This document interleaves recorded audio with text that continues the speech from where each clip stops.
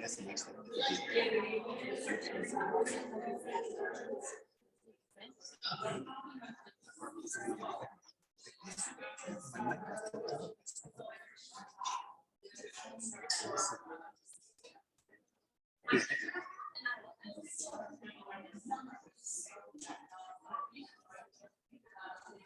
morning. Thank you everybody for coming. There was a time not long ago that I thought it was going to be pouring rain and howling wind, and it didn't happen. And we're all here safely, and I know there are a few more people who will be coming, but I'd like for us to get started because we have a packed program today. I'm Virginia Kanston. I feel like I know you all, but I guess there are a few that I don't yet know. But this is one of my own stomping grounds, AWA trustee, AWA Foundation. This is home for me. Very quick note on just housekeeping. There are 2 restrooms there with barn doors just over to the other side. There's trash here, and I found a pull-out trash. Very clever, very nice. Just to the right of the sink. So I've already made use of it. It works.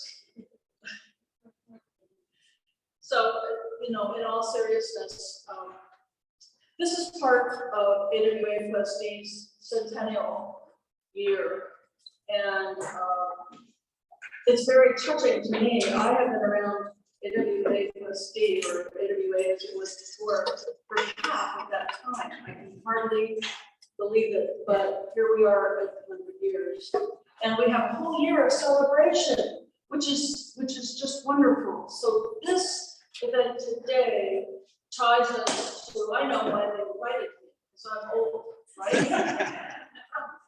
and they also said, since you got going with the archive on women architecture, we feel you could get on the stand. So, excuse me, I didn't ever do it. I have all the best intentions, but I haven't gotten to it over all these years. So I think this is a time where, I have to make good on that. And since I have a house full of boxes of paper and stuff, now's the time to do that. So that led me to really thinking about what it means to leave a legacy. And a lot of what we're going to be talking about today relates to that issue. And I just wanted, there's a book that some of you may have seen. I know it's been very popular. It's been going around for a while. From Strength to Strength. And this is the book that gives somebody who feels sort of superannuated reason to go on, moving from the strength of a strong career of some sort to one in which you put those strengths to a new kind of use, because like maybe you've been just outdone by computers. It's basically saying this happens just about everybody, and here's what you can do. So this whole piece in here, well, what Marcus Aurelius said, which was, it's useless to leave a legacy. When you're gone, your work is over. The only thing for you to do is keep working. And keep working hard and make your mark. And that's set. It took 2 days to sort that one out. And my own conclusion is do it all. Do the work you love. Do it in the way that you do love it.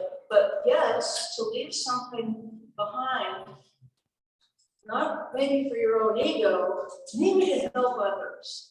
And that's the spirit in which I have taken this entire year, actually, and certainly planning for today.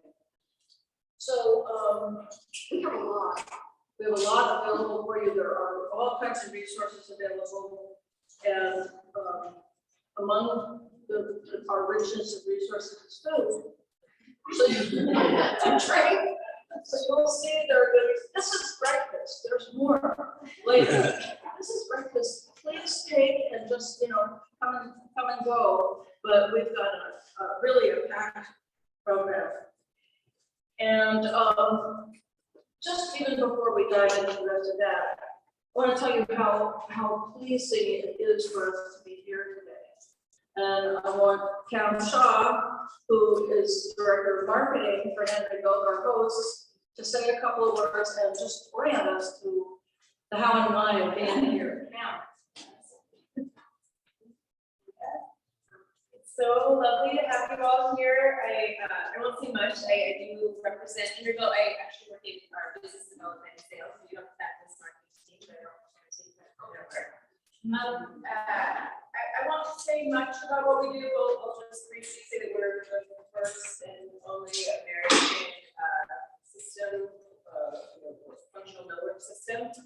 We have family of companies among them represented there. Henry Dalton Space Theory. All of our products are designed and manufactured here domestically in the United States. Do predominantly residential work, but some commercial as well. So if any of what you see, all the furniture you see, minus the folding chairs, and the millwork, the doors, all of that is us. So if there's anything you see you have questions about or interested in, I'd be happy to talk more. I really want to keep the focus more on the legacy here today. We are a company predominantly led by women, from our marketing team and our financial team, our VP of design and our head of production. So this is the AWA organization I've become acquainted with since we established our presence here in Los Angeles with the showroom, and I've had the chance to attend a handful of your events, and so pleased to host this very special one. So thank you all for being here. Snag myself and my colleague Raina, who's in the back there. If you've got any questions about our work, I'm happy to talk about that. Well, thanks. You're hosting us. Wonderful. We're So happy, really appreciate it. all right. Let's move into our main opening feature, and that is our talk from Chris Morris. Chris, over there, rating the wind. Chris is the senior field director for the National Trust for Historic Preservation in Los Angeles, and as far as I'm concerned, you're it.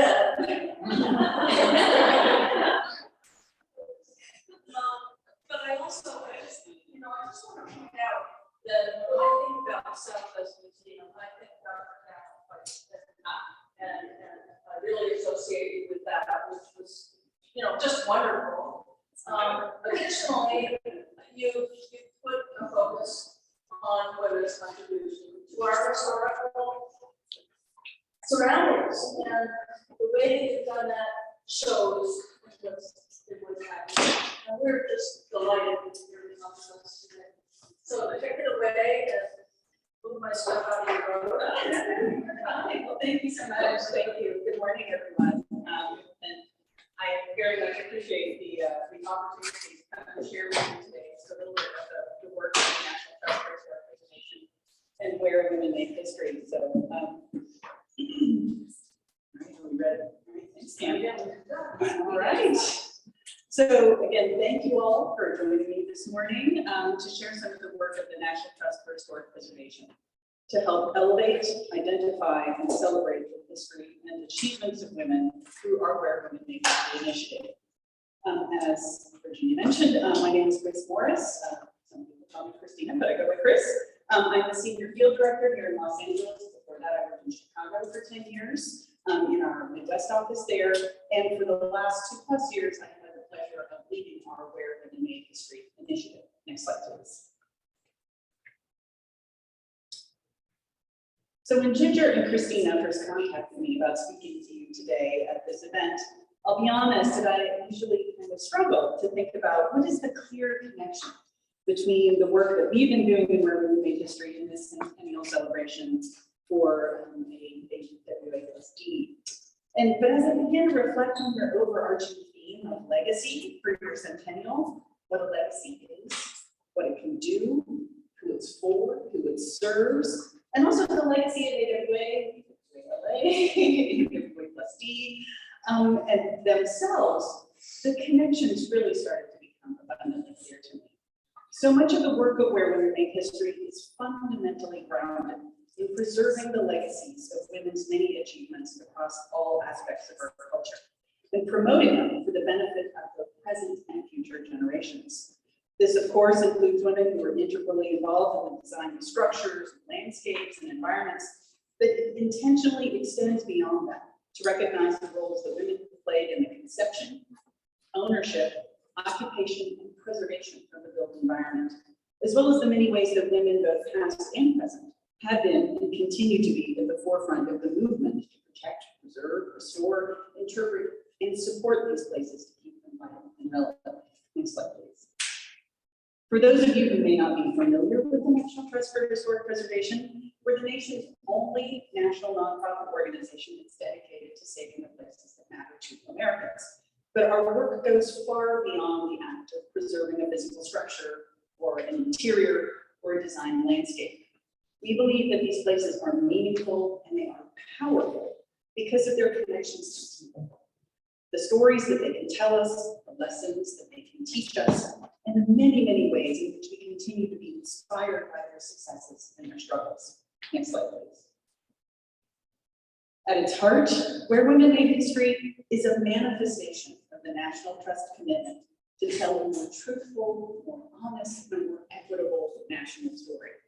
In the last 2.5 years, it brought into focus for many of us the myriad racial inequities and injustices that we still face. So too have they revealed the deep inequities that continue to be faced by women in our country, particularly women of color, Indigenous, and LGBTQ women. By bringing recognition and respect to women's achievements, honoring the many ways in which they have changed their communities and changed the world, and supporting their place-based work in their own communities, we move closer to a world in which women's contributions are instinctively understood as equal and they are valued as such. Next slide, please. Rather than focusing on a specific program or a specific project, we've tackled these larger goals of Where Women Made History and the work of this initiative with a more holistic mindset, embedding the principles of the initiative and a priority for gender equity across many of the existing programs and projects. And you can see just a handful of those here, but also creating opportunities to expand our impact through new partnerships with organizations that share our commitment to gender and racial equity. And I'll talk a bit about this later on. So over the next few minutes, I'd like to share with you just some of the specific ways we've been putting our principles into practice to preserve the legacies of remarkable women. Next slide, please. It was critical that we examined our own practices. We began looking at the National Trust's own collection of 28 historic sites across the country that we either own or co-steward with others, many of which had women in a central role as an owner, client, patron, archivist, preservationist, philanthropist, you name it. Perhaps one of the most famous of these is the Farnsworth House, which I'm presuming everybody knows, just outside of Chicago and Illinois, which from the moment of its conception was primarily associated with its architect, a man, East Vanderbilt. To the extent that the longtime owner, Edith Farnsworth, was acknowledged, it was most often in a minor role where she was, quite frankly, slandered as a quote-unquote spurned lover who was unhappy with the final product of Lisa's genius, rather than as a singular professional woman, the owner of the property, an early patron of Lisa's domestic architecture practice, and the longtime occupant and steward of the property. In November of last year, we took the critical and very public step of correcting that narrative from nearly half a century of misinformation, renaming the site the Edith Farnsworth House to ensure that the patron and the owner of this modern icon, who was an independent woman, a medical professional, and actually a groundbreaking medical research pioneer, and an artist and poet in her own right, will now and forever be squarely at the center of the story, which is precisely where she belongs. Next slide, please. And thanks to our partnership with Benjamin Moore, we have been able to direct thousands of gallons of paint products to help restore 4 places of women's achievement, including the Women's Building in San Francisco, a women-led arts and education center that's dedicated to serving women and children in the San Francisco Bay Area, the Oddfellows Hall in Astoria, Oregon, that is now a woman-owned center for local women-owned businesses and nonprofits, the TEP Center in New Orleans, which is an incredible project that reclaimed a segregated elementary school in the 9th Ward as now affordable senior housing and a center for racial equity and justice. It's truly a remarkable story. And the women behind that are actually the women who integrated that school. So talk about past, present, and future, really remarkable. And the home and studio of Mosley Meredith, a queer African-American woman architect who founded the Fine Arts Department at Virginia State University and then donated her home to the university as its alumni center. Our multi-year partnership with Benjamin Moore during the pandemic not only contributed directly to the restoration of these sites, it reduced the maintenance burden for the operating organizations and owners, which is not insignificant from their perspective, and it brought to light the stories of the amazing women, both past and present, at each of these places through incredibly powerful short documentary videos that were produced by Benjamin Moore. And if we can get the technology to work, I'll be showing, no, we'll show one of those later. I'll be showing one of those later and wrap things up because it is so beautiful. Next slide, please. Storytelling is another effective way that we publicly promoted projects and accomplishments of women who are leading the preservation movement through their efforts in their own communities. But too often, we were in the position of telling other people's stories for them, rather than empowering them to speak in their own voice. Earlier this year, for Women's History Month, which is in March, and Preservation Month, which is in May, in case you want to mark those for your calendar for next year, we initiated a new series of stories about people saving places that included several women across the country who were leading the advocacy effort to save places and pieces of history that are important to them, giving them a platform to speak about their work and their impact in their own voice. Such as this story that you see here from Ohlone Chochenyo activist Corinne Gould, another remarkable woman who has been fighting for years to preserve the home of her Ohlone ancestors in Berkeley as a site of justice, equity, and understanding for the Ohlone people and the citizens of Berkeley, California. Next slide, please. It's equally important that we have a focus on the future, supporting the next generation of women leaders who will build their own legacies. We're doing this in a few ways. One is through our hands-on preservation experience or Hope Crew program that has provided hundreds of students with the opportunity to learn a skill while helping to repair a historic structure. However, the majority of the participants and trades experts in past Hope Crew projects have been men, much like the construction and preservation trades as a whole. That construction is one of the only industries where women can achieve something approaching pay parity, 99.1%, with their male counterparts. And we seek to create a pipeline for women in the trades with all female or majority female Hope Crews, like this one that you see here in Astoria, Oregon, where we foster a safe and supportive environment for young women to learn a hands-on skill like window restoration or plaster repair with women contractors, women consultants, and women preservationists, and interact with women business owners and women property owners. In this way, we hope to inspire young women and people who identify as female to envision a career path for themselves through these interactions and then proceed to shape the preservation of the next generation of leaders. Next slide, please.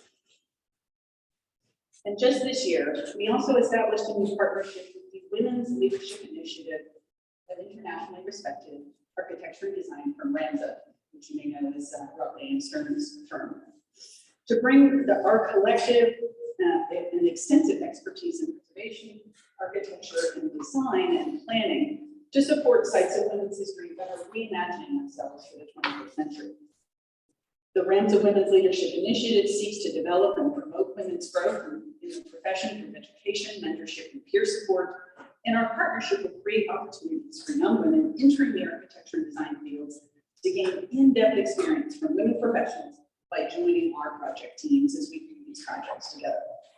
Organizations' shared commitment to elevating women, whether in historical context or in their own chosen professional fields, is taking shape through women-centered projects such as our nearly completed first one at Stone Quarry Art Park in Casanova, New York, which you see on the left, the longtime home and studio and multi-acre art environment of Dorothy Reister, who is an innovative artist who made significant contributions to the field of historic preservation, land conservation, architecture, and design. Basically, everything that you see at Stone Quarry Art Park was designed by Dorothy, along with her husband Bob, who was the engineer.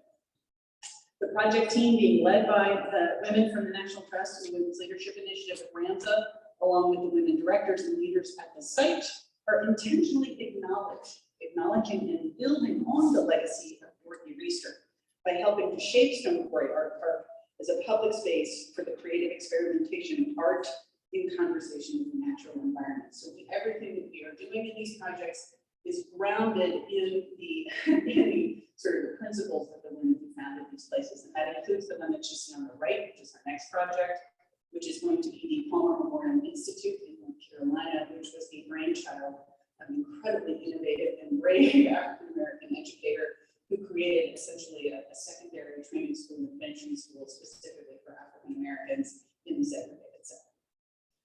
Next slide, please. Another way in which we're communicating women's legacies to a younger generation is by encouraging the creation of early childhood education programs.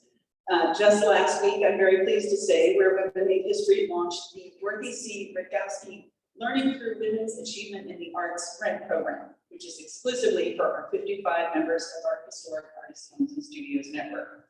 This pilot program will award grants to a select number of house sites to celebrate women's art, history, and achievement as an integral part of their education and public programming, specifically for students at the K through 5 level who may be encountering house sites in their history for the very first time.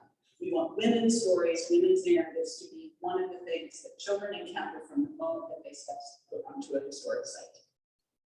So this is funded by a longtime National Trust supporter in honor of her mother, which is such a beautiful and touching gesture on her part. And this pilot program will result in new models of STEAM-based education programs, school and institutional partnerships, lesson plans, virtual experiences, and other teaching tools that celebrate women's ingenuity, art, history, and are centered in women's narratives. And when these projects are completed for the next school year in 2023, we then intend to start sharing these out with our other historic sites and with historic sites across the country. So we encourage them to dig deeper into their women's history.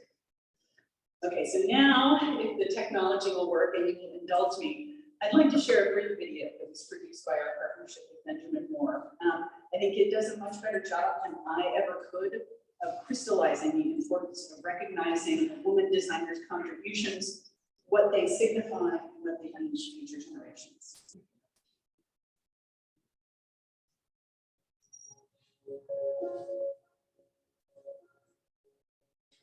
This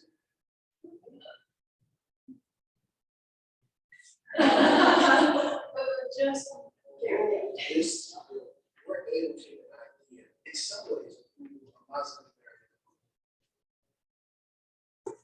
She started as one of the first female African American architects living here with her partner. That she was allowed to build a property on campus. It's amazing. In the 30s, to be an architect, to do things that many African American women didn't have the opportunity to do. She was clearly very old, and now we recognize this. Drawing from the past into the present, into the future. So now our students get a chance to see that vision. The parts of the vision on National Plus reignited what this really means. I am thrilled that there's more to this opportunity to talk to services to our place so that it can be here for students to come to see, for us to have this as a part of our history, that this is bigger here on campus now is when we go right here.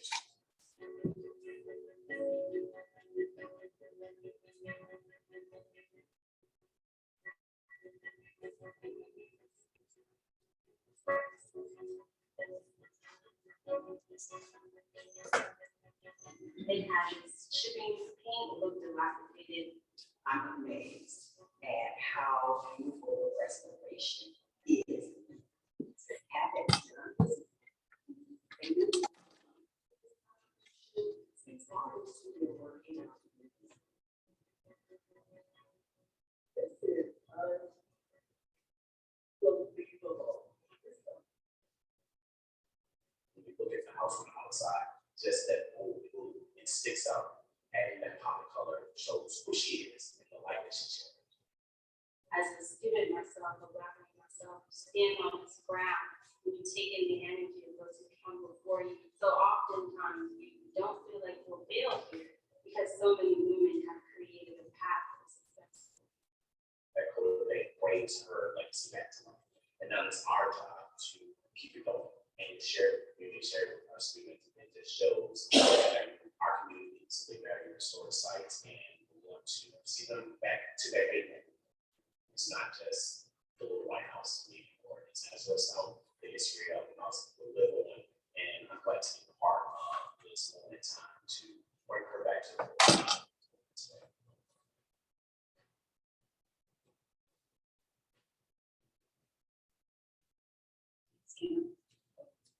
If you can, take us back to PowerPoint. So I hope you all see why I shared that video with you, so get your effort and watch it. It's really kind of an amazing story. And one of the reasons why I shared it is because the people at ESU did not know what that house was. They had some sense that, oh, there was a woman architect associated with it, we heard this name. This project gave them the impetus to dig deeper into that history and to understand who Amazabi was. She was an untrained architect, but a brilliant one. She was a designer, she was an artist. She was a developer with her sister in New York, creating, basically an enclave of vacation homes to build generational wealth for African Americans in New York. She did, and then she founded their fine arts school.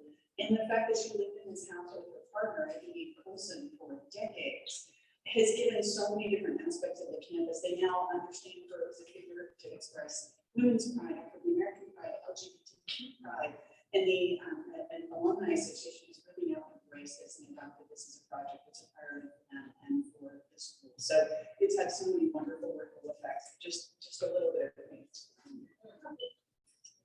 And so last, could we go to the next slide, please? So last but by no means least, I would be remiss if I didn't mention that the National Trust gives out millions of grant funding every year. We are very much a grant-making organization in support of local projects and local organizations' preservation priorities. Over the last 2.5 years, we've provided literally hundreds of thousands of dollars to grants to fund dozens of projects that bring women and women of color and LGBTQ women to light in a variety of ways, such as a public database of little-known women architects, engineers, and designers who helped build Illinois, research that identifies the places and histories of Latinx farm workers and family members whose labor made possible the agricultural industries that fuel the American West and Southwest, particularly in Texas and Arizona, to a groundbreaking use of virtual documentation and storytelling that made the tiny San Francisco home of LGBTQ civil rights pioneers and activists Phyllis Lyon and Del Martin available for the first time to a global audience, and to funding a new 3-part documentary that reveals in depth the untold stories of women in the road in 1966. So next slide, please. Next slide. So I encourage all of you to consider how our grants can help you in your goals to build and preserve the legacy of women in architecture and design. We have 3 grant rounds each year for grants of up to $10,000, sometimes a little bit more depending on the grant round. The application process is unbelievably simple, and match can take the form of either cash or in-kind assistance, volunteer hours, donated services, pretty much you name it will count as match. And you can learn more about our grant programs and apply using the link on the screen. And I know I heard from Christina, you're already applying, which is great. So I hope this is the beginning of a very long and successful relationship between our organizations to support the work that you do. Thank you.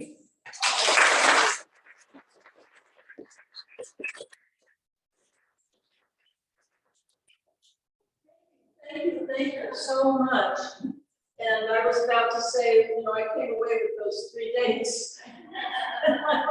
But I'm glad you're already on it. That was inspiring. It was touching. And, it just went so far to, I think, helping us as we're all just trying to digest this and position ourselves into this shared legacy as well as our individual legacies. What I forgot to do earlier was introduce our committee, and I just want you to know, you can already see, we've been thinking about this for a long time and working on it, and I do want to acknowledge, let's see, the committee I've been working with directly, and you're going to be hearing more, Christina Monti, and Jade, you're going to be up soon, up next. So Jade is here from AWA. Audrey Sato, right here. And Danielle Young, who has come from San Francisco. There you are. Who has come from from San Francisco. And, you know, it's good we were working at a time when we could do it all virtually, right? So, but we've also been facilitated in doing this today by the leadership of AWA FSD, the committees that would include program communications, membership. Sona, you're here, I see you. Stand just for a second if you would. Sona is the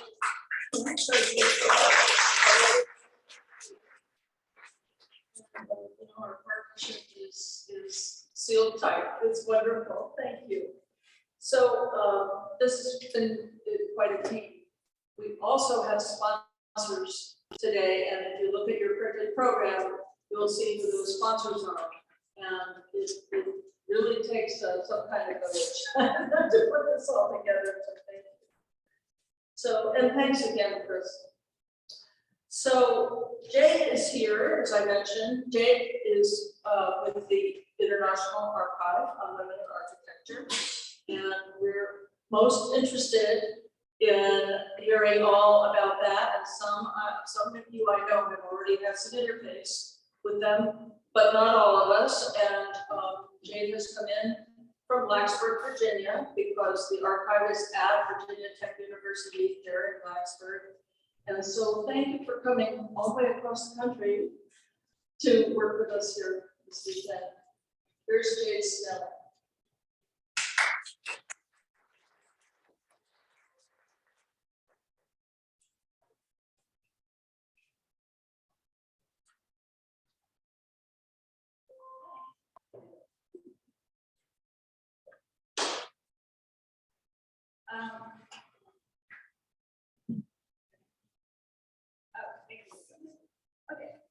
I'm Jade Snell,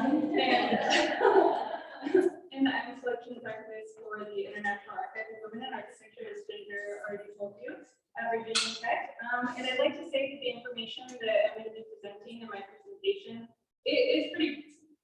Oh, thank you. Thank you. So it's going to be very broad, but in our panel discussion later, we'll be able to tease out some more of the details of the topics that I'm going to address. Next slide, please.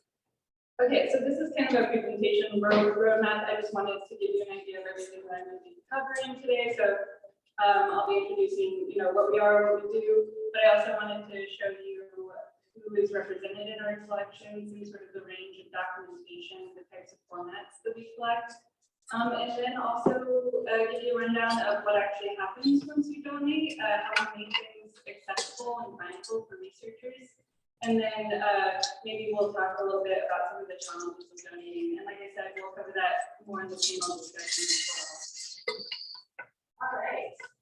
So first of all, just to give you an overview of what the IAWA is.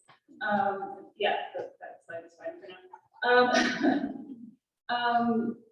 At its simplest, it's a collection of original primary source materials documenting the history of women's involvement in architecture, the built environment, and design in order to fill serious gaps in the availability of materials for architectural, women's, and social history research. The IAWA collects appropriate papers, records, and artifacts of women architects and landscape architects, industrial, construction, and interior designers, urban planners, architectural historians, patrons, teachers, photographers, writers, critics, and others whose life and work relate to women in architecture, the built environment, and the design fields. I know, that's a lot, but I just wanted to make sure that everyone knew that they could be represented in the archives. And then we also collect the records of professional organizations, of course, like AWA FSD, but then we also have records from OWA, which is the Organization of Women Architects, and California Women in Environmental Design is represented as well, and then the International Union of Women Architects. So we really just want to document how women, connect with each other, build professional connections in architecture. It's a very valuable and rich history. And then we also maintain a set of smaller collections that tend to be biographical materials like CVs and resumes.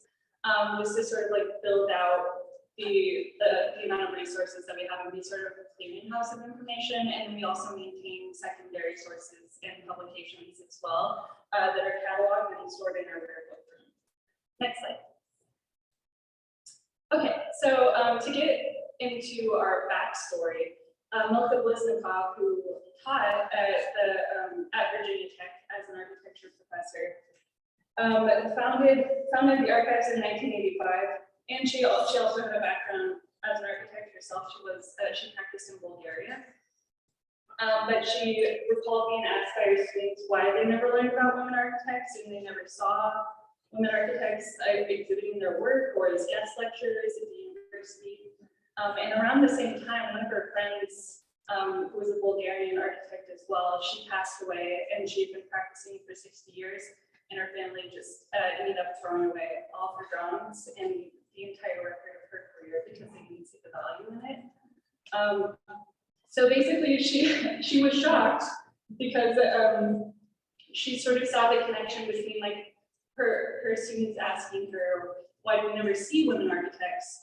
And the lack of documentation because people didn't really see the value in collecting items in the past. So that's when she made it her mission to try to collect things from women. And here you'll see, I have a reproduction of the letter that she sent out to a network of women trying to shore up the collections and get them built. And then there's a quote on the screen as well about, how much may take some time. Next slide. But then 37 years later, we have over 400 collections, 2,100 cubic feet of material. And as mentioned previously, the collections are supplemented by other sources. And then to give you an overview of what we have, architectural collections and design records typically feature a mix of personal and professional materials that combine to reflect the span of an architect's career. And these materials span a broad spectrum of formats and media and thus have unique preservation, conservation, and storage needs.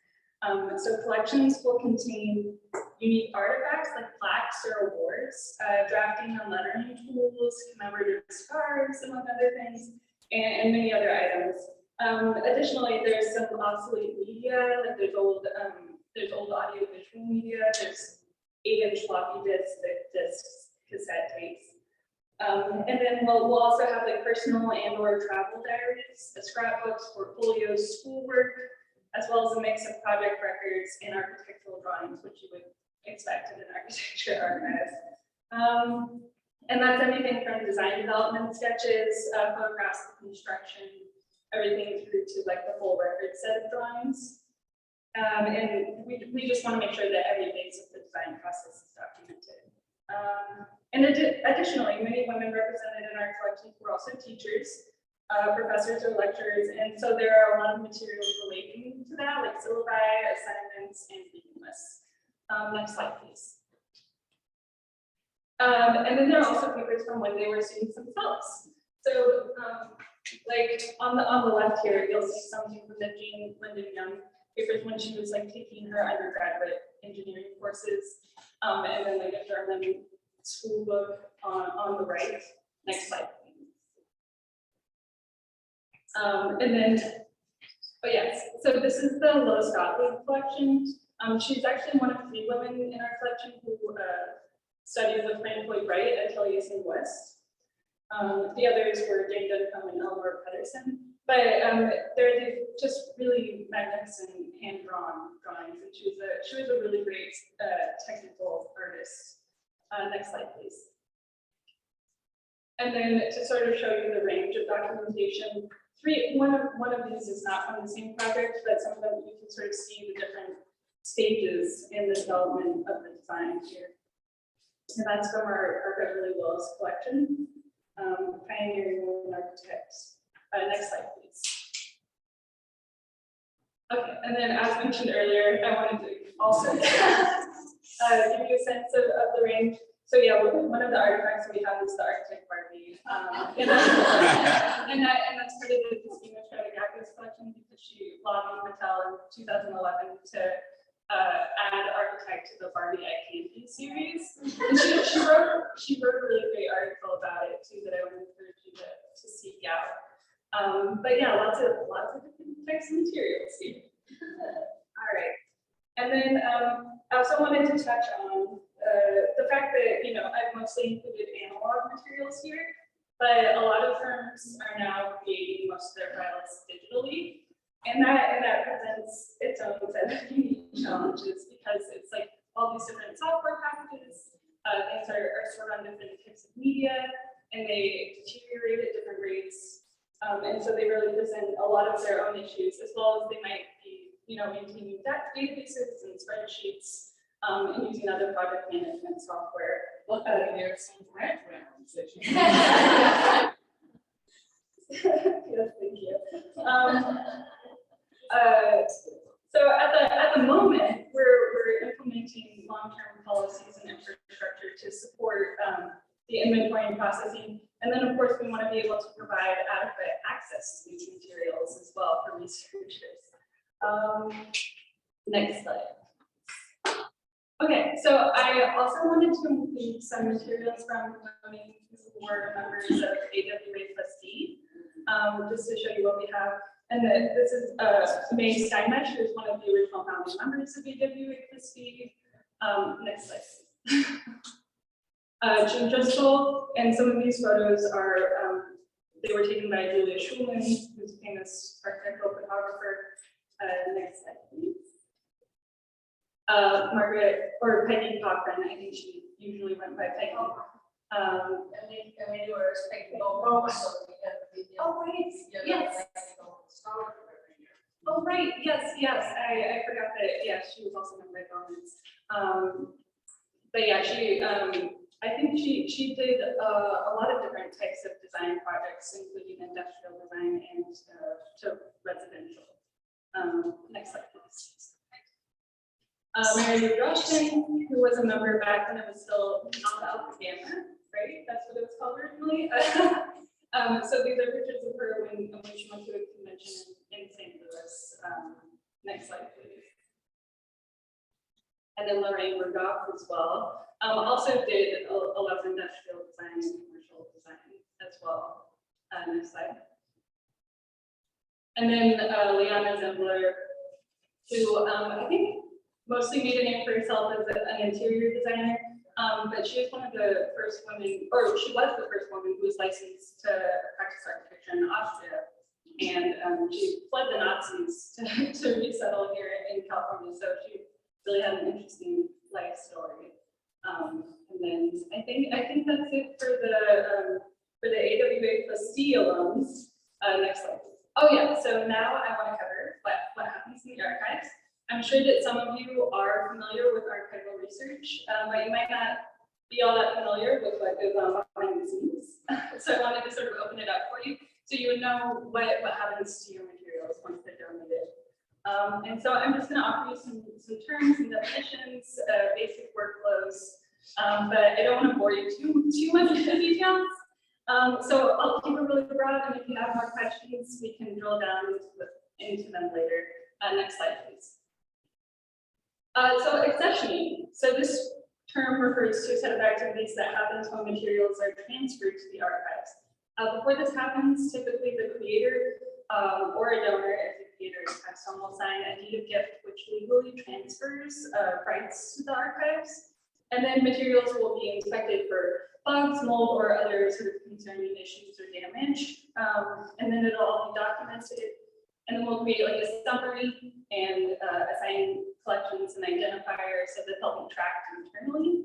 And at that point, they'll either be sort of like put into the backlog or they'll be processed. Next slide. And so processing is a general term that encompasses two processes. So the first is arrangement, which is basically the archival equivalent of like library classification, just in case that's confusing. But first, the processor will do a content analysis of the materials and try to find patterns and meaningful groupings. And when they find a satisfactory arrangement, which is basically, it's like you're thinking from the researcher's perspective, will they be able to find stuff eventually? That's when they end up refoldering and reboxing items, and that's sort of the end of the arrangement phase. Next slide. And then description happens. So basically, the emphasis again being on findability, you want to assign standardized titles to folders, and then you want to contextualize the materials by basically writing a biographical history of the creator of records, and then you want to summarize what's in the collection, and then you list out a container inventory as well.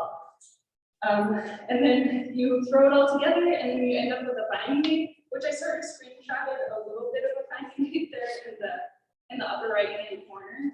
But you might not be too familiar with what a finding aid is. It's basically a table of contents for archival collections.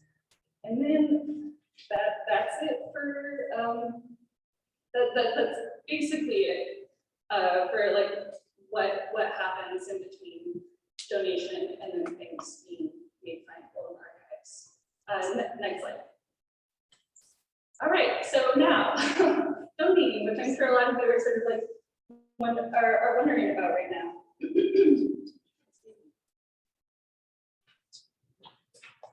All right, so kind of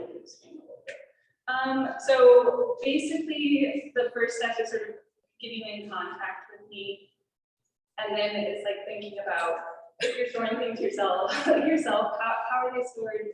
Trying to make sure that they're free of bugs and mold, and hopefully they're not in a place where it's very humid and they're getting water damage or something like that. But also you don't really need to be worried about weeding or organizing or sorting through the collection before it's sent to us, because we'll end up doing a lot of that process ourselves once it's donated. And it's also just generally a good idea to try to reflect the order in which they're used or stored by the creator, because it adds a little, it adds more context to the records for the researchers. And then once things are shipped to us, or however we can buy them, we'll contact to confirm that the materials have arrived, and then the shipment goes through the accessioning process that I talked about earlier. Next slide, please. Okay, so sort of final thoughts and challenges. Like I said earlier, thanks so much. Like I said earlier, we're sort of dealing with the new sort of influx of digital records, which create challenges, especially when there's a huge lag time between when records are originally created and the time that they're donated to the archives. Because a lot of stuff just gets thrown away. Like I was talking to Stephanie earlier, she was talking about how she ended up throwing out a bunch of materials, a bunch of analog materials, because she didn't know exactly what she wanted to do with them at the time. So we'll talk about that during our panel discussion, definitely. But then there's also sort of, a time component, as in you're very busy, you're practicing architecture, of course, so you don't have as much time to really think about your legacy ultimately. But yeah, I guess I'm here to try to encourage you to start thinking about it now, and then maybe establish contact, and then we can sort of regularly be in touch. And maybe talk through some of the things that you have already, or maybe some of the software packages that your firm is using. And so that way we're better prepared eventually on our end. And then also there is this sort of question of what do you want exactly? Like what do we want in the archives, and what has enduring value with the record of your career? So I wanted to say, I guess, in general, we don't like to take things that are ultra sensitive records. So like personnel records, financial records for your firm, we don't necessarily need or want them. Although they do document some stuff about the firm, etc. But yeah, we don't typically take those. And for a lot of duplicates, like we want a record set of drawings, but maybe not necessarily every single iteration of that drawing, but we want a representative sample, sort of. And then we are interested in personal records as well, because like I said, it's about contextualizing the records and documenting the women, not just the work and not just the built environment, it's about the women. Next slide, please. And we're at the end.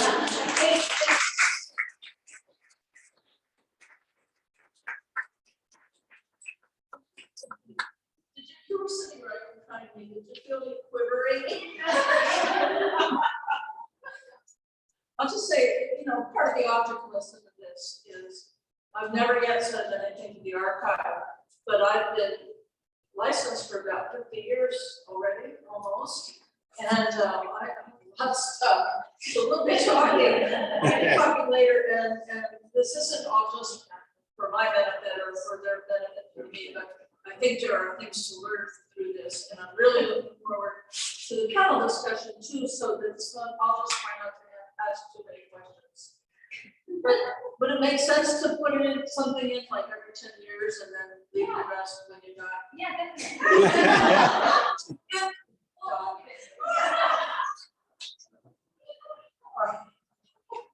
I told you there was going to be a lot of material here today, and there is. And I even want to point out to you on the back of the flyer that you have, there are two codes there, and the third one is to Wiki.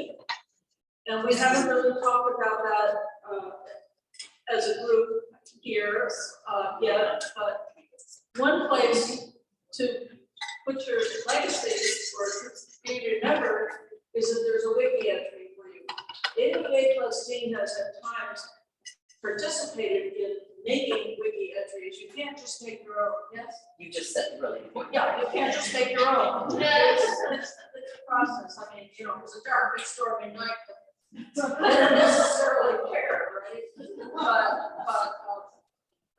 proper documenting for wiki it's a whole process, right? So, but there's a place you can look at that. That's one resource. Now we have another, let me get this in the right order. We have with us today Gail Kennard, and Gail, come on up, because I recently was honored to be interviewed by Gail on multiple occasions, and I want her to tell you about her project. And I think you have a little appeal to make too, don't you? Right? Yeah. So glad you're here. Oh, it's really wonderful to be here. Oh, yeah. So I'm really happy to be here, and I think it's a really important time. But I'm going to share with you briefly a story that kind of clarifies to me why I think it's important that we're doing what we're doing. About 3 years ago, this was in 2019, the USC School of Architecture came out with a book called Future Perfect, A History of the School, the USC School of Architecture. I don't know if any of you have seen that book.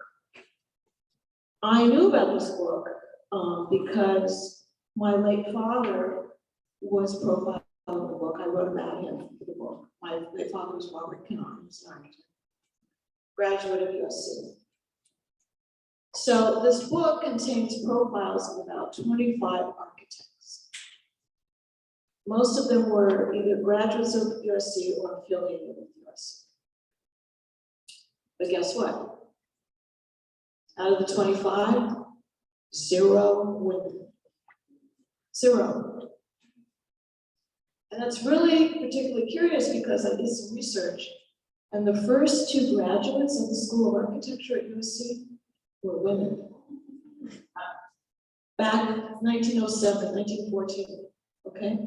Anna Trifall and Martha Stubbs.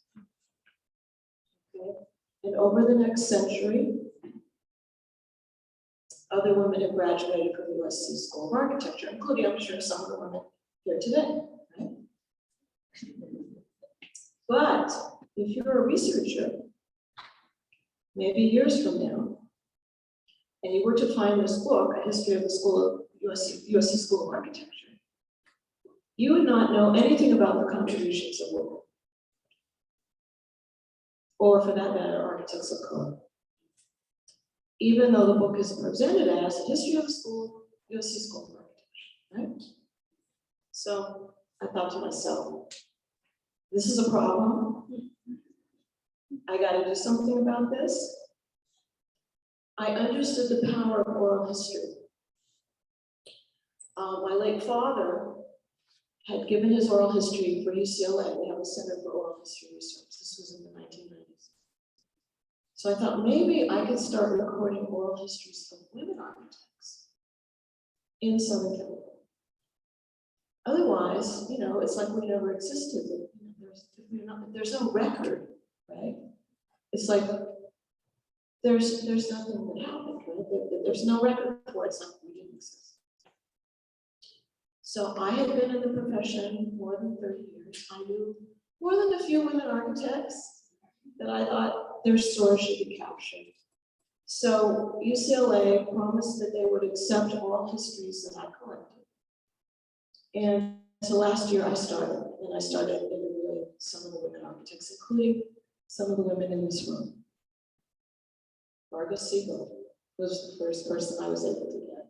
Wonderful interview. I hope we can share that at one point. Ina Dubnov, another fabulous. All these stories are so interesting, and I wish I could, you know, at some point you'll be able to hear it. And then I just recently did Madeline Tailsman.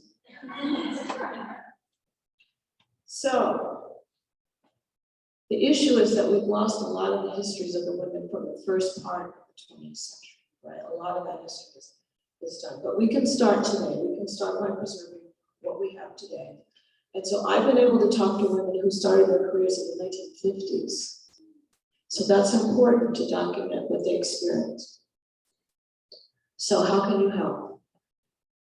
I'm here to encourage all of you to look at your own work. This is kind of the theme of what we're talking about today.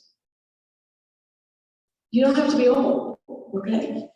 If you started your career in the 2000s, you've been in the profession 20 years, okay? You got stuff. You have stuff, okay? And we tend to minimize the importance of what we've done, correct? We throw stuff out, it's not important. It's important. Document your work. Save your drawings. Photograph your work. It's so much easier now. You just do it on a cell phone. Save your work. Also encourage other women that you know to do the same, to document it. Again, you don't have to be old. Don't wait. Don't wait. Start now. Because someday, you know, when you become, you know, on Time Magazine, because you've done this 20%, they're gonna want to know what were you doing back in the 2020s? You know, what were you doing? What was your work product? You know, and archives will want your stuff. So that is the second thing. Encourage other women to do that. And finally, I want you to think about designating buildings that have been designed by women architects for landmarking. So listen, you might know from my bio, I serve on the City of Los Angeles Cultural Heritage Commission. I've been on the commission since 2010. In that time, there's only been 2 women architects that I know who have buildings that are designated as historic cultural monuments. Who do you think was one of them? Of course, Julian Morgan. The other one is Edith Northman. Anybody heard of Edith Northman? Okay, fabulous architect, very talented architect. Let me tell you what she did. She was a graduate of USC School of Architecture. Okay, in the 1930s. She was designing back in the 1920s, 1930s. She designed homes, churches, a synagogue, factories, and about 50 gas stations for Union Oil from San Diego to Vancouver, Canada. She was working. And we forget, women architects have been working like forever, okay? Most of the time not getting any credit. Okay, so we make assumptions that, oh, there were never any women architects. Yes, there were. We just don't have the history, so we need to work on that. So fortunately, this is a wonderful time. You know, I'm so encouraged. You know, we just heard about what's happening with the IAWA Archive. It's amazing. Beverly Willis is doing great work. You're going to hear from Audrey Sato in a minute. So it's all really, really, really great time. Again, save your stuff. Okay. So I'm going to stop. If you want to talk to me later, oh my goodness, is that who I think it is? Yes. Oh my goodness. I have a question though, who wrote that book for USC? It was a professor you probably know named James Steele.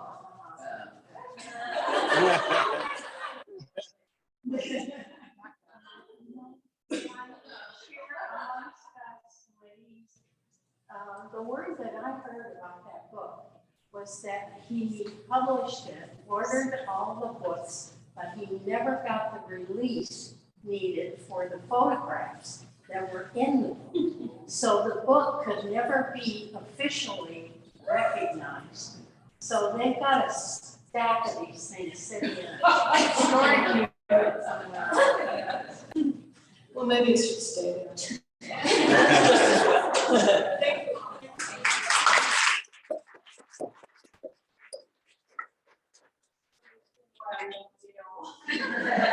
Oh my goodness, I love you. Thank you. And her late husband was an amazing architect. Ernest Hernandez. He worked with my. Right. Thank you. And Audrey, I want you to come up here too, because Audrey Sato is a pioneer podcaster in this field, and was our AWA Foundation recipient of our first mid-career fellowship to help support putting these podcasts together. And you have an opportunity to participate in that project. You're very self today. Explain.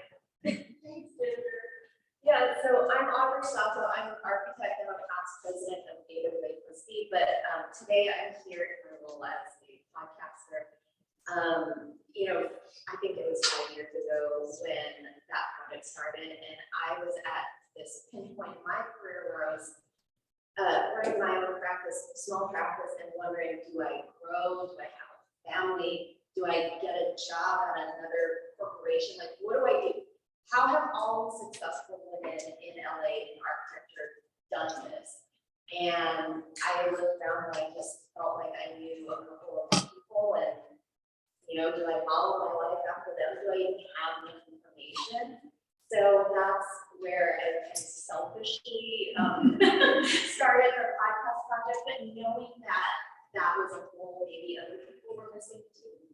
And so that's where I started talking with people. I talked with a lot of women here who are really phenomenal. And I've said this before, but what was very meaningful for me was that I started really actually seeing pieces of myself in them too. And knowing that if I had done so much, maybe I could do that too.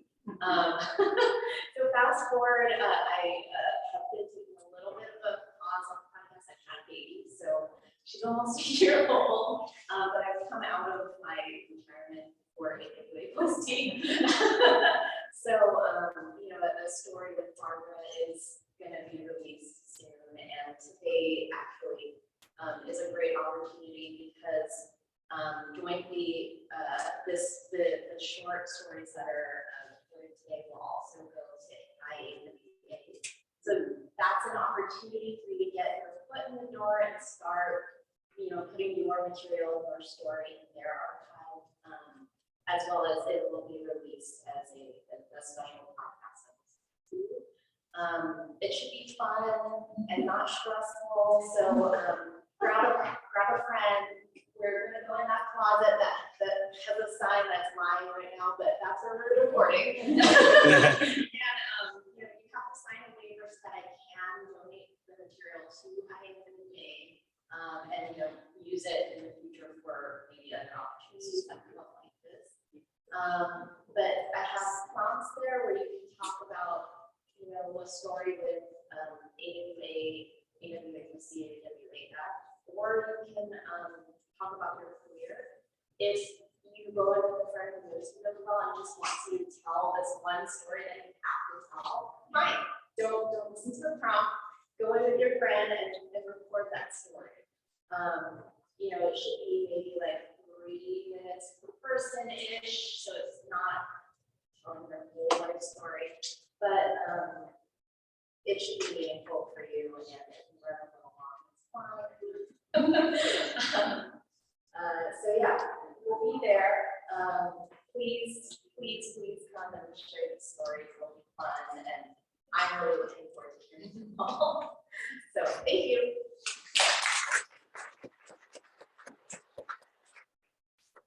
Thank you. That is really an opportunity for you to participate in this whole thing, and I hope that you'll all take advantage of it we'll have time to do all that. So Christina, come up. You've been hearing about this panel discussion. I can hardly wait. I'm turning it to you, and it should be great. Excellent. So I'm going to ask for Cheryl Mills and Stephanie Hobbs to come up and join me as well as Jade. And we're going to have a little bit of a conversation. We've heard a lot of inspiration about why this should happen, and now is the time to kind of put the rubber to the road. And yeah, we're going to have chairs. So this is, like I said, about rubber meeting the road, and specifically about pinch points. How we can make things that seem insurmountable, how we can get over those together. So we're going to talk through a few things, invite questions from you all, and so we have a dialogue.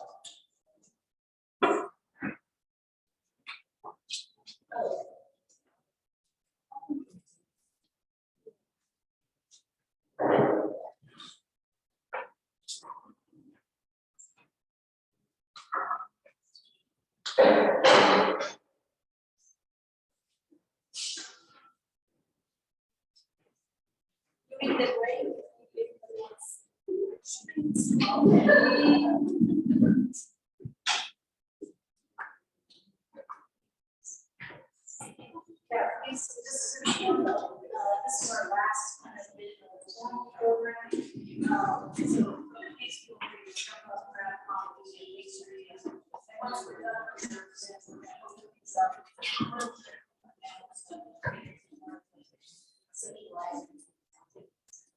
So I'm joined today. I'm Christina Monty. I'm a past president of board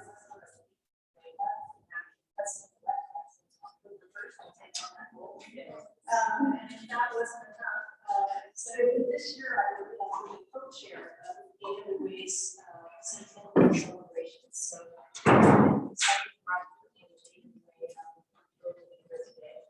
and on this panel is Stephanie Hobbs, architect of years. Yes. We're welcome to see her. I'm going to ask her to say a little bit about what she does.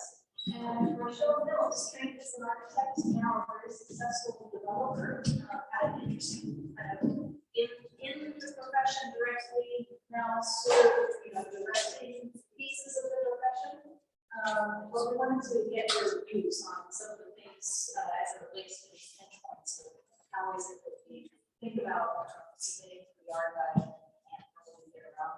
And then obviously having Jade here answer some of the questions or dispel the myths. So maybe Stephanie, you can start off. Just tell us a little bit about yourself, what you do in your new role, and what you're kind of doing. So I've been with Memorialize for 25 years now. I started right out of college. I actually interned with them my third year summer, which was more of me just showing up on the weekends. We were like over enthusiastic about helping. And so yeah, I worked there for a very long time. When I started, it was about and I was sort of the youngest person there. And the firm grew very quickly, so sort of my role grew very quickly. And now I'm the design principal of the firm and I work on most of the design projects that we do. Residential work, but some commercial. And we're a sort of multidisciplinary firm, so we do architecture, landscape, we're also GCs, and we have interiors department too, so we kind of do everything. Thank you for really creatively and awkwardly. Okay, all those things. And Rochelle. I'm Rochelle Mills. I looking at the AWA I have to tell you, when I was a little girl, I remember seeing a photograph of, I believe it was Franklin White with a cape. And I thought, oh my gosh, that was stiletto, and that's me. I told my mom and dad I used to be an architect, and so why don't you do this? Like architect. And they took that very seriously because I've never seen a woman architect, I've seen a Black architect. And my mom said, well, we're gonna make sure you do.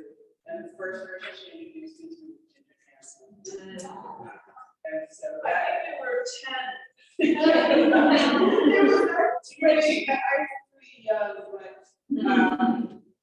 there is truth to people feeling like if they don't see it, they can't do it. And so I cannot say enough how important it is for us to put those images in an archive so that when some young person or mid-career person really batting the imposter syndrome, they have some ammunition to work with. So I really appreciate AWA trustee taking this on. This is so meaningful. And as she said, I moved out of architecture into development, and you cannot understand the immense pride I have in being able to use our balance sheet to make sure that we are working with Black architects who I used to work for, who 30 years later are still not getting the commissions they should be getting, and to be able to hire women, designers, and architects to be on the side of making sure that I am able to help people to make that next step. That's a fantastic segue, Marjorie, about the value and the tradition of undervaluing what they do and what that means.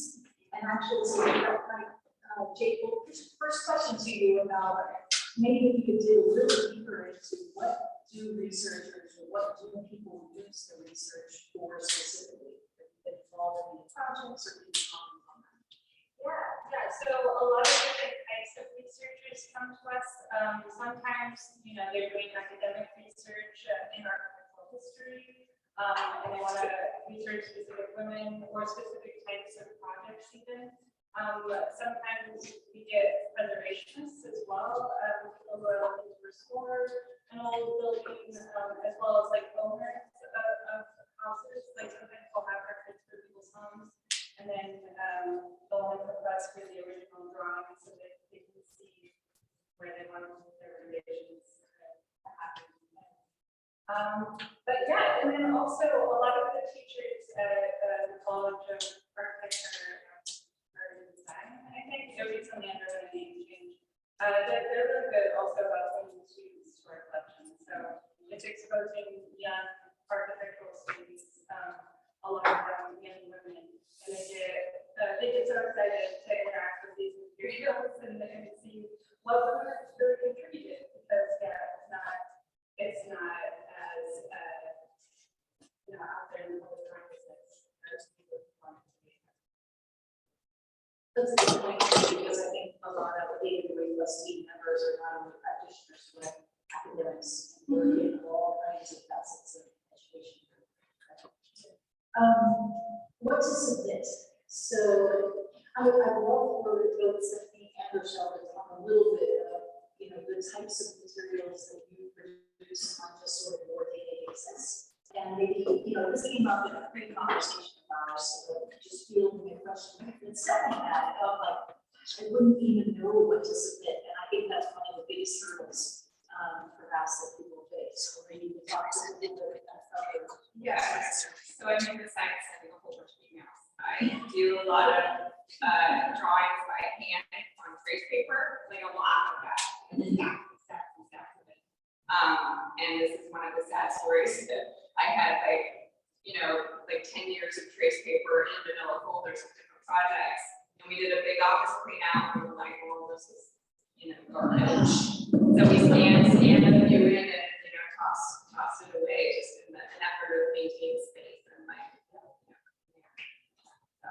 so yeah, it's sort of like to, just take a few and like stash them or something. So you do have a good record of things, besides the digital format. So we've overseen projects all the way through. I mean, I know you had your hands on those. Yeah, most of the time I involved to a certain point, and then less involved when it's going through the really kind of nitty-gritty of it. And then sometimes more involved again in projects of construction, like going to the job site, that kind of thing. I'm sure you were a practicing architect, you still are, and now you transitioned to it as well. Maybe you can talk a little bit about the types of things that you touch and produce over the years. It's interesting, I had probably a severe case of imposter syndrome. I remember getting in college and my professor telling me, you're only here because we needed a couple of Black people.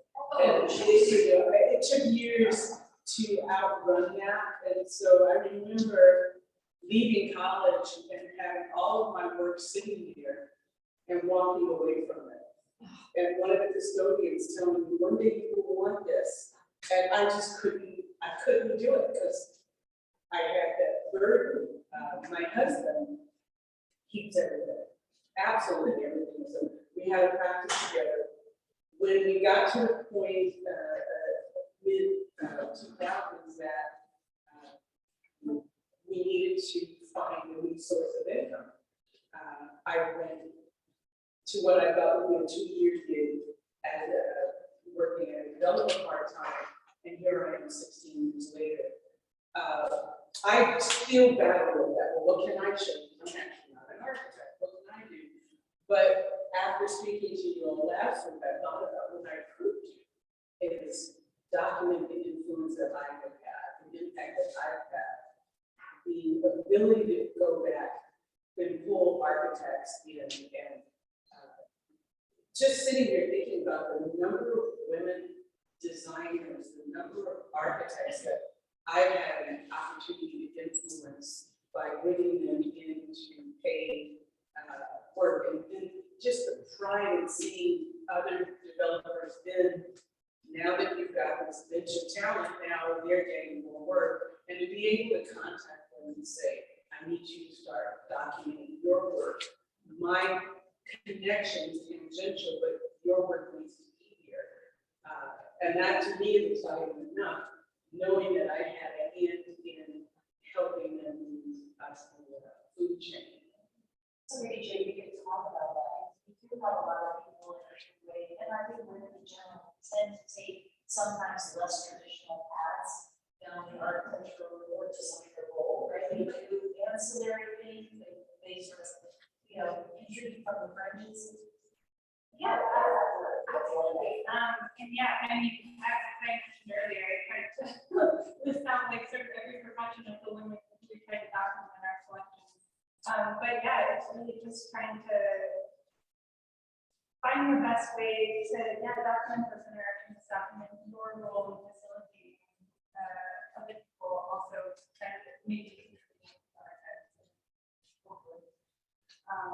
But I know it's a tricky process, and sometimes it's more done on a case-by-case basis. But yeah, we'd love to. I mean, that is worthy of documentation, definitely.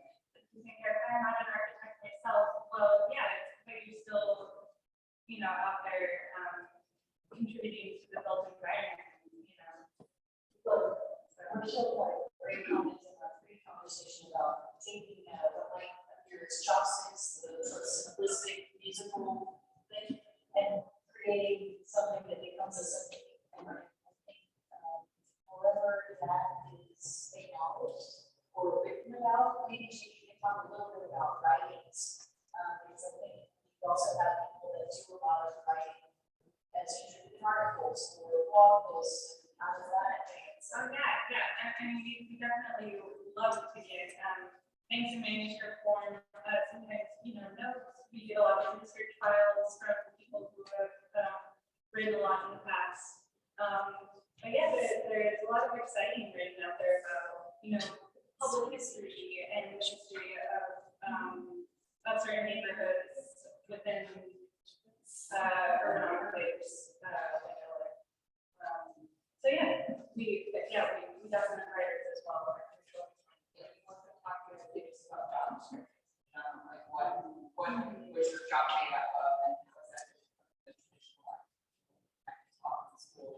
So, you know. Right. Yes, thank you. So something you touched on in your presentation a little bit was privacy. And so something maybe you could comment on because normalizing our works with certain echelon of clients. It's sort of twofold because I do work for a firm.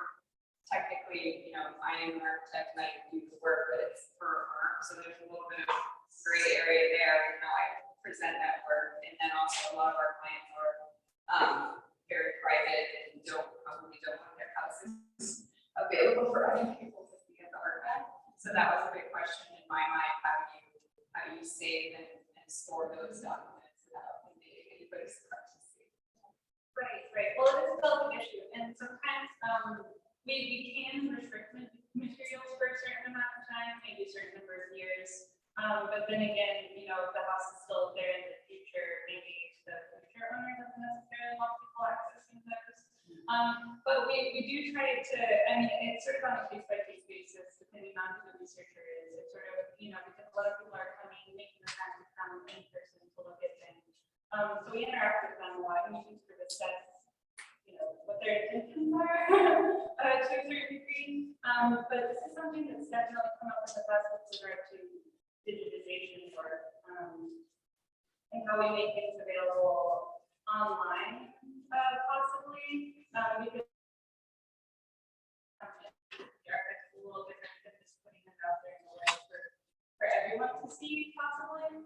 So we've talked about things like possibly like redacting addresses, maybe redacting names of clients as well. And then we've also talked about the possibility of, like, even if we have it in digital format, not necessarily putting it online, but making it sort of restricted to, you know, sharing with specific individuals, or possibly doing like IPs, sort of restricting the idea of people who are able to access these files as well.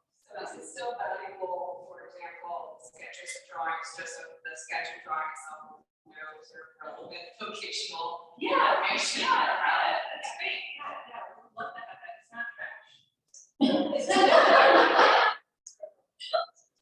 Just a question, I guess, is, the city of LA did a whole historic survey of architecture around the city. And I used to live in one of the houses that's considered a contributor, and it's right happy in Sherman Oaks, and my cousin still lives there. But it is all over the web. The addresses are in the city of LA on the web, and there was no privacy.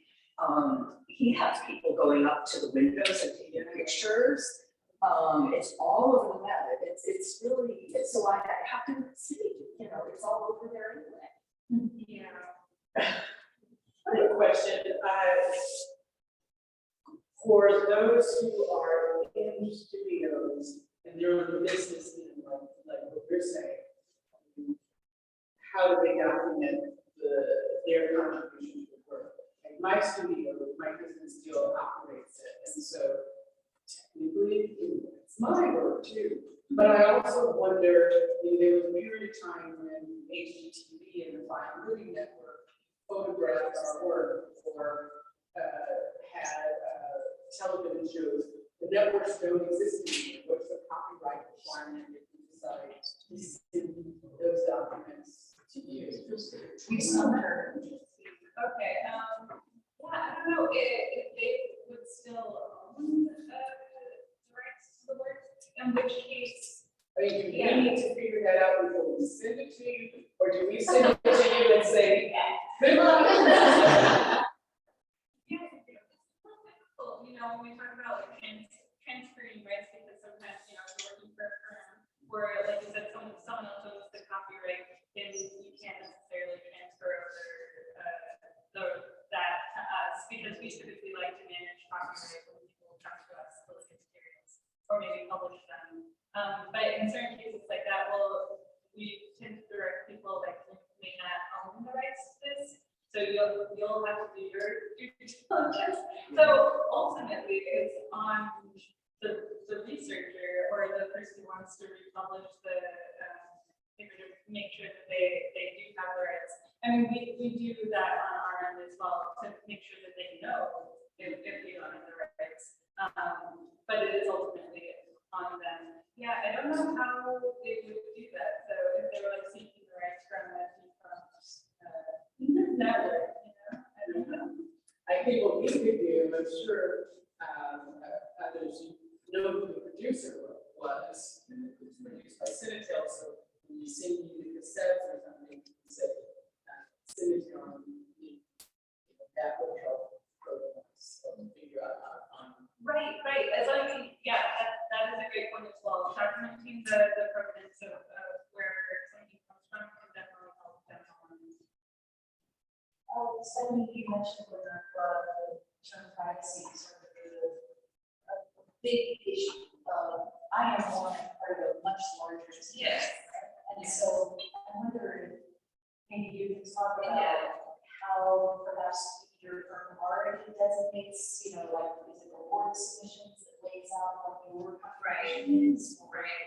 And how can we? I mean, I think this is probably a little bit of the woman versus man architect thing anyway. Like, all the women architects I know are like, oh, thank you, yeah, I participated and I helped and I sort of contributed to this, whereas the men are like, this is my work. And I don't know if that's just in general with how architects like only on art, But I always feel like if someone says, oh, I designed this building, and it's like, well, you didn't do it by yourself. That's just not true. Like, there's a team of people, and how you make sure that that's conveyed in.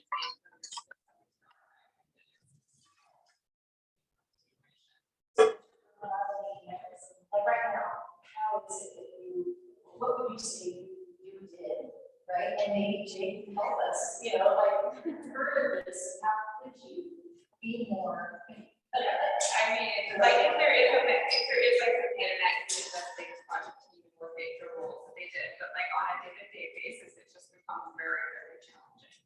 But she did that. Well, like, I'm just curious to see what kind of precedents you've seen, and then, I'd love to get some feedback. So often, like when women submit work, they may not necessarily take credit for an entire building, but they'll be like, I was project manager on this building, or I was the designer, something like that. Like we sort of call out what our role was in building something, and just to add real quick, like do you think it's important in those workers to include the names of the people that also work on things with you, or is it just like extra good information? I think it's extra good information, but I really like the fact that people are starting to think differently about the architectural profession. And what you were saying before, it's like one person didn't create this entire building or whatever, like sort of maybe getting away from the architectural monograph style history. Well, I can certainly say having an architectural background has really helped me see the way developers, when we get awards for projects, I do write into our contracts. The architects have to be named, the designers have to be named, our team, our staff, because we've got a small staff, and as you said, these are, they spent their life on it and they don't exist. So I write it in, and I've had pushback, but as I said, the beauty is I write the check. And so I've noticed that all of my team's name is there, but I just think about that. What happens 30 years from now when they're talking to their daughters and sons and they say, I did it, and their kids say, like I did, I don't see the proof of that, right? And now they can see it. Well, I want to throw something else into this conversation. It's just exactly on the point, this discussion. When I had my firm, which hasn't been, I closed it 25 years ago, but we went backwards through everything. They were on the team. That was just a point that we felt was important, but we were a WBE, and as a woman of business, we were often laying out the pecking order on a project team altogether. LA Convention Center, we did this part. But Well, I was the architect of record. Okay, so architect of record is sort of a legal dividing line, and yet we know it's not a single person thing. I think that may have been almost a barrier for you to say like, well, if we showed this, we were part of this huge team that did this. How dare I claim that much credit? And anybody who hires people, we get folks coming in claiming authorship of our own work. Yes. But I would say the movie, even catering. Yes, we did that many times. And I think, actually, yourselves at the archive, you may want to give some more thought to those kinds of definitions. Because that was very, really has been a very, long, and that whole syndrome of saying, like, well, maybe it's not either maybe not good enough, but more like, how can I really claim credit for this? And that's part of a huge team effort.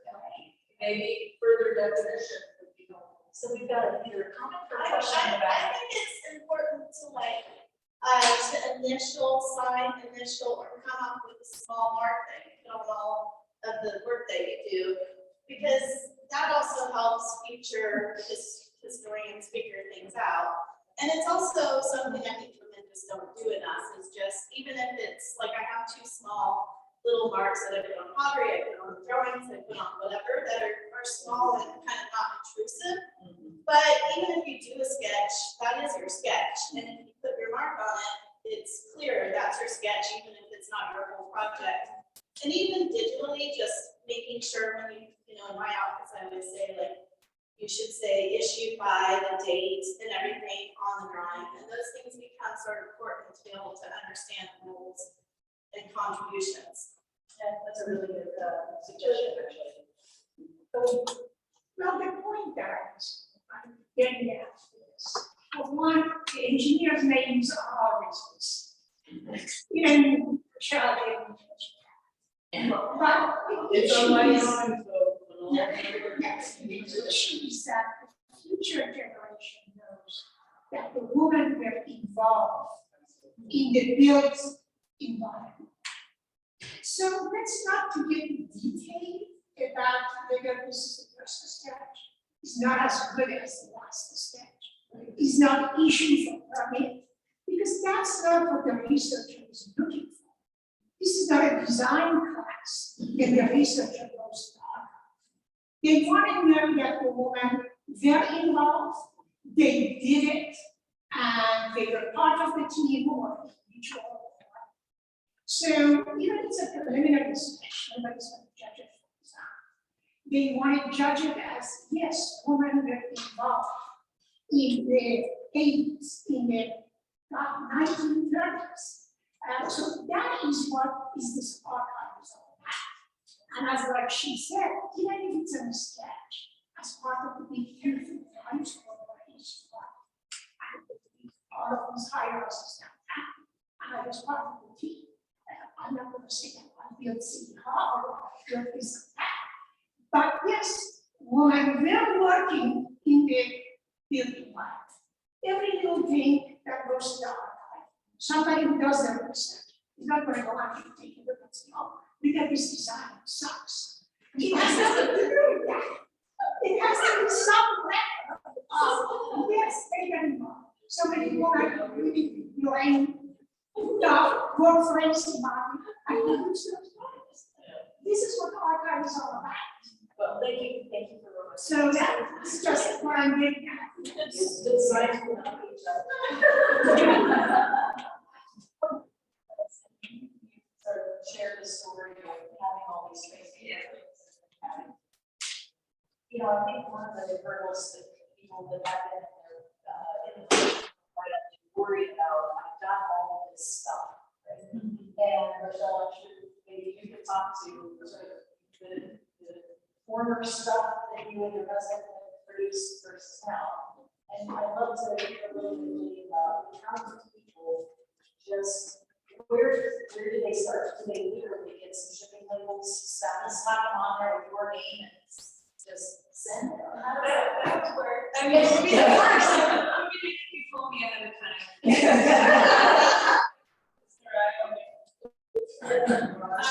Yeah, and we go talk about you gifts, it's downloadable on the website as well. So, it's convenient to just have it in there. I'll let you. The stuff that you Yeah, have. it's interesting because, imposter syndrome is a bitch. And we've got a container in my driveway, and everything we've worked on, my husband has a copy of what he did, and I have hurled mine somewhere to do this. And I have to average. And so, but what I got started doing is, to the extent possible, making sure that we put together a really good website and just making sure both of our names are on it. I think as we were talking about, when it comes to putting everybody, we may not be able to roll those credits like they do in movies, but making sure that our marks. So my husband makes sure his name is on everything, and he documents all of his books. The property of Jeffrey Mills, and so I had the stamp redone, property of Rochelle and Jeffrey Mills. Right along with it. But just trying to make sure that, I keep telling myself on a daily basis, it is worth you signing the bottom of it. It is worth doing that, because if it does go somewhere, it is worth doing. So I do that with our, and I'm using to our engineers and our general contractors, and just making sure that they know, because I am fascinated with the number of people who don't have websites, who don't have LinkedIn profiles, and I tell them, we can't find you if you don't have a footprint.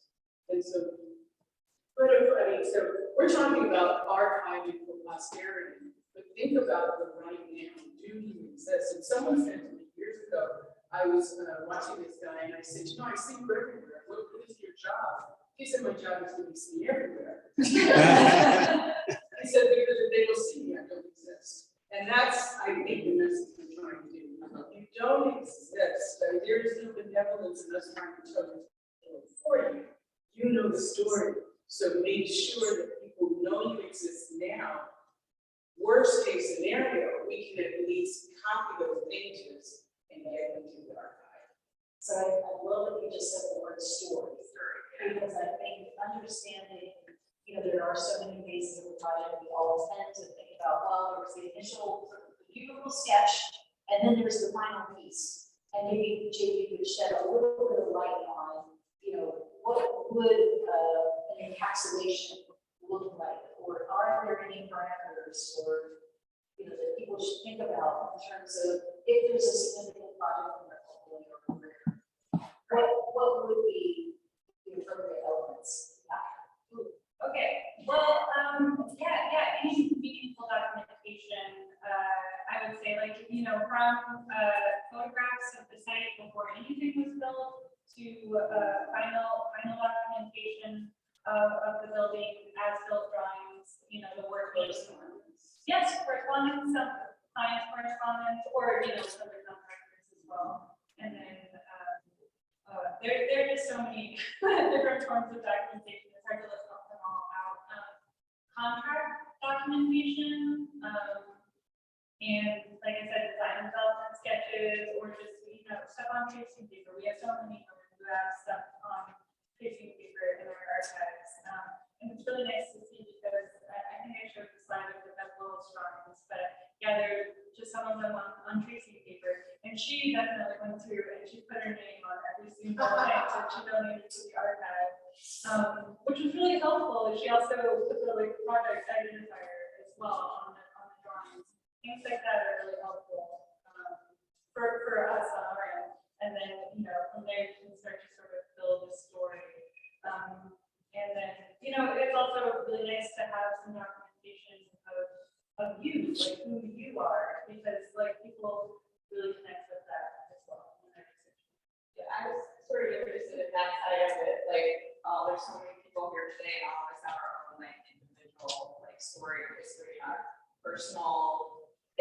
like we talked about this a lot on our calls, like having children and how you balance children and work and how that's another different world for women than it is for men. And that it's important, like the podcast that you're talking about, like I had no idea how do you balance this career with having children. And it's like it's intense and it's insane, and like no one's really prepared for that. And so that's part of the archive. Yeah, and plenty of women who've donated in the past, they also have stuff, related to their children and representation of their children. Not too much, of course, because they don't want their children to thrive. Exactly. Exactly. So they're thinking about that as well. But yeah, that is something that definitely Other interests and other things that you've done. definitely. A couple collections come to mind where women document like a lot of their hobbies. Everywhere that they travel, and there will be like scrapbooks full of, like train tickets and stuff like that, and their archives as well. And so it helps you really like sort of build out a picture of a person as well. And it will also, on that note, I think oral history is so important. I was inspired by Neil's talk and I was talk as well. But I think it's just like so good because it's good at getting the details of people's lived experiences and maybe some of the stories that wouldn't come through and just documentation of the progress. But I had this experience on site visit one time. I think so. Yes, Barbara. If I have my archives at your place and a previous client of mine calls me up and says, I want to do a remodel on the house she did for me 10 years ago, can I log into your site and find my materials about that client and print them out for myself again? Or how do I get that stuff back from you? Well, that's one way of doing it. You could contact us on their behalf, or you could direct them to us. So I am the architect. Sure. The client calls me up and says, I want you to remodel the kitchen you did for me. I see. So you're doing it. So I'm looking for the documents I previously sent you. Yeah. So we regularly do digitization requests. So we'll send them to our lab and they'll photograph everything. So you do the reproduction of the documents and then you send it to me in the mail? No. I would share them with you digitally. So by a drive. That's what we do. Okay, but so I can't myself log into your files and make digital prints of my original stuff. No. Because you want it. Perfect. Well, I mean, it doesn't technically, but yeah, we also don't have the resources to fully digitize everything that's donated to us and put it online for people. Like that would be nice if we just sort of like download, everything that you need. But we will, work with you and help you engage with me. So I think just in terms of the last question or topic I had, maybe we can open it up to any questions that you guys have. It's about time. All of us are short on it, and I'm just kind of curious to hear from both Michelle and Stephanie. Are there any? When we had spoken before, doing award submittals is always sort of a moment where you are compiling information and thoughts and comments and whatever. But I'm just kind of curious if you have thoughts on other things that you do as a regular part of the office that would help overcome the issue of I do not have time to think about this or Well, like during the pandemic when we were like at home and in the office, and this maybe is something that would help people on a day-to-day basis. I would create like separate files on my computer at home instead of remoting in, because that was like a little bit so then I would do it all at once when I got into the office. So now I have like a separate set of files of just my day-to-day sketches and correspondence and photographs and things that I was communicating rapidly with people. But now I have all that saved and I haven't thrown it away. So that's something that like would be easy to do sort of on a day-to-day basis. It's like, hey, I'm working on this is kind of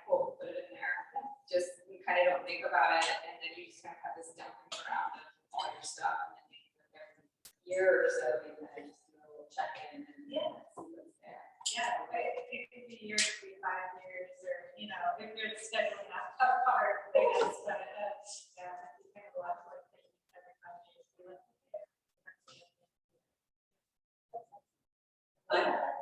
I love the idea of the oral history because it's easy to talk into something now. And one of the benefits and curses of having a developer that has an architectural background is that you get a whole lot of unsolicited input. It's funny, the architects will come, and a lot of times they're really great men, and they will give us a design, and my team will say, yes, oh, yes, and I'll look at it. And I remember there were 2 terms in architecture school, one architecture and put-attention. This is put-attention. You know, you just put it. This is not, you know, this is not what I'm going to be remembered for. And I always say that when I get an architect, I always say, I'm going for the cover of a magazine. Are you coming with me or not? And so that tells them, give me the best that you have, not what you have left over. But what's always interesting to me is that the architects will typically say, mostly men, women will go there with you. And the men will usually say, I didn't think about that, or I'm embarrassed that you thought about that because I thought I was giving you something. We're doing affordable housing, so people have their, you know, I do high-end design for high-end people, but you're talking about low-end people, so I will give them version C, and I will push will get version A. And in doing that, the richness that we get is so great. And I remember those stories and I wonder, how do we not lose them? So I appreciate, Gail, what you were saying, because those are the stories I believe the work that we're doing is going to be important and that it will shape in those environments. And I want people to know how to think about it. And I was wondering, do I need to spend 2 weeks writing it? But you can document that. And I do recognize that in archive, what do you do with those digital files? But I do think that that is probably the way I can capture these assets of the work that I do and make sure that we're getting the voices of all of the women and BIPOC folks that are involved is to tell that story and accompany it with building. Because don't think people recognize, as you said, they see a house, they see an office room, they don't understand the why behind it. And that to me is the power of architecture and design. It's that story about how it should came into existence. I think we will probably close it out there for this portion of the panel.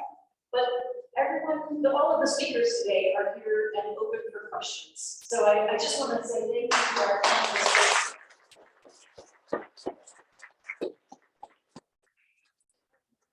This is the end of the formal part of our program today, but we're super excited to have the opportunity to continue this with the help of Audrey, to continue to have lunch and socialize. Please get to know each other. This is an opportunity and a fantastic group of folks. So, yes, and take pictures. We are all of the events and the things as part of the 100th. We are trying our best to document and are excited to have the relationship with IAWA to continue to contribute to that. So we appreciate everyone coming today. Enjoy yourselves and let's continue the fun.